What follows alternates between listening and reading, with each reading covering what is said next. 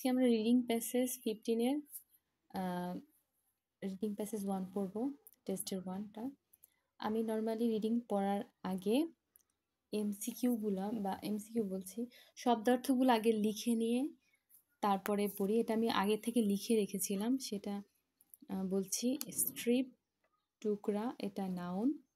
স্কুইজড, সংকীর্ণ, adjective. Suited, উপযোগী, verb. Stretch, প্রসারিত, নাউন। সাবসয়েল, মাটি, নাউন। উইথস্ট্যান্ড, সহ্য করা বা প্রতিরোধ করা। পড, রেশম গুটি বা কোষ, এটা নাউন। বার্ক, বাকল, নাউন। স্মল হোল্ডিং, মানে কম ধারণ করে, নাউন। পায়োনিয়ারিং, নেতা, অ্যাডজেক্টিভ। প্রেজুডিসেস, এটা কুসংস্কার। অ্যাসপিরেশনাল, উচ্চ আকাঙ্ক্ষা, এটা অ্যাডজেক্টিভ। রিইনস্টেট, পুনঃপ্রতিষ্ঠা করা, এটা হচ্ছে ভার্ব।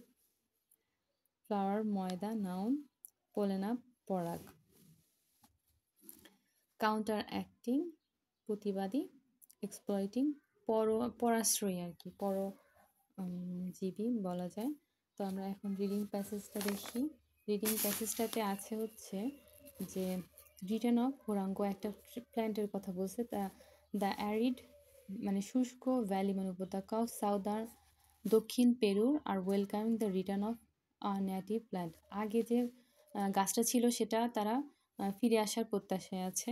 সেটা হচ্ছে এখানে বলছে, the south coast of Peru is narrow and 2000 kilometre long strip of desert স্কুইজড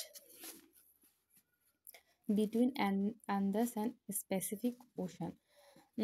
south coast পেরুর অংশের ন্যারো একটা উপত্যকা ছিল, যার মাঝে একটা ডেজার্ট ছিল, সংকীর্ণ desert. It is also one of the most fragile ecosystem on earth. এটা আসলে খুব দুর্বল একটা ইকোসিস্টেম ছিল এই অংশে। It hardly ever rain there, মানে এখানে বৃষ্টি হতো না বললেই চলে। The only year round source of water is located 10 metre below the surface, মানে সারফেসের 10 মিটার নিচে পানির উৎস পাওয়া যেত, মানে পানির উৎসটা খুবই কম ছিল। This is why the huarango tree is so suited to live there. এই জন্য এখানে হুরাঙ্গো ট্রিটা suited. It has the longest root of any tree in the world.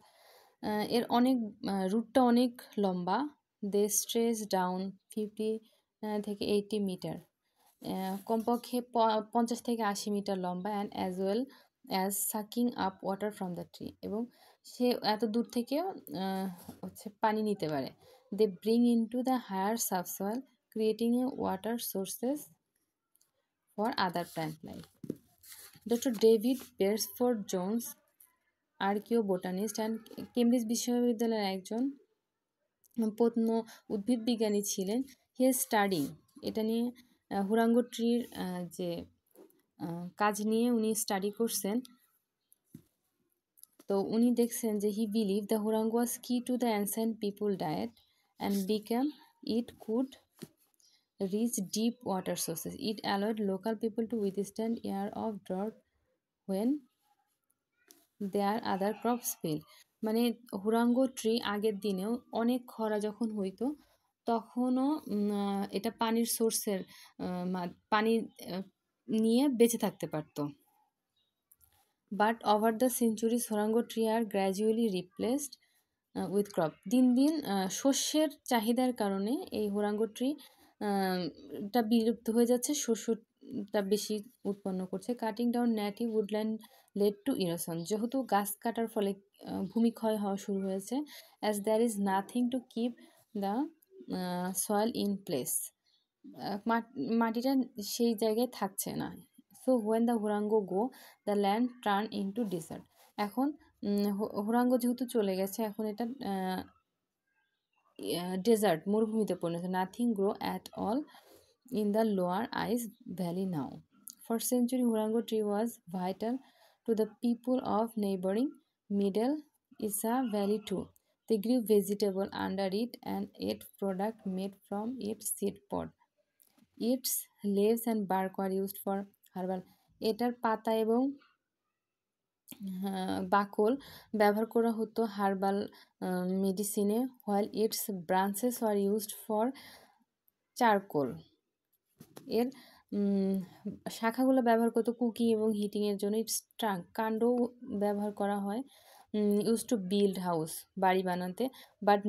But now it is disappearing rapidly. কিন্তু এখন দিন দিন এটা নেই বললেই চলে।